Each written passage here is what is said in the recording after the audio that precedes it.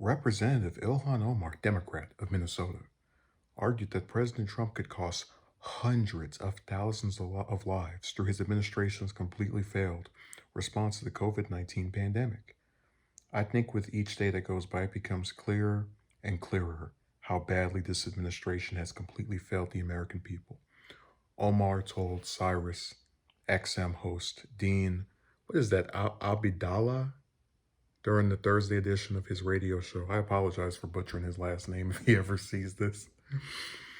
When you have the richest country in the world and we have all kinds of advantages, you had thousands, you had hundreds of thousands of people could die because of his mismanagement and his inability to really be quite upfront with people is quite devastating. As you just pointed out, for weeks, the president downplayed this crisis, she added. So that was kind of harsh, but there is some validity to that. Obviously, we mentioned that Trump was downplaying it when it first started, though it's not that big a deal. It's only a certain amount of people. It is something that he should be criticized over.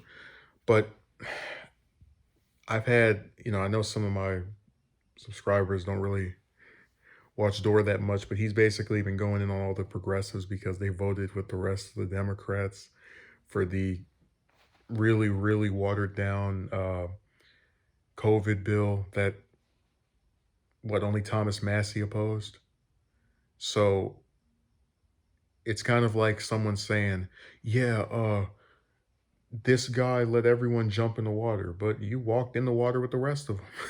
you know, I don't want to get derailed this into talking about that bill, but it really sucks because a lot of times the Democrats will have rhetoric where I'm just nodding my head in agreement, but then their voting record, you're kind of like, really? Seriously?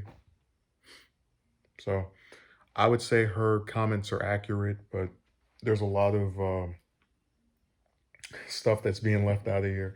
And then we also have right here, I would say the level of incompetency and the narcissism that drives need to constantly focus on what his poll numbers are, what the ratings look like, who is being nice to him and who isn't is completely appalling. I mean, we want him to pay attention, let lead, be honest, and not be so focused on pointing fingers and just do his job. After pointing fingers at the president for not doing his job. Now, again, that's all true because he does, talk about the crowd numbers and all that, but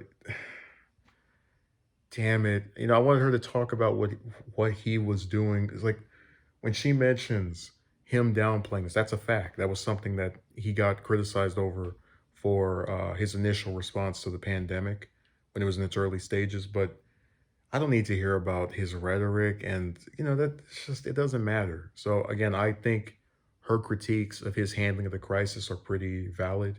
I just wish that we'd get a lot less focus on, the comments he makes in general.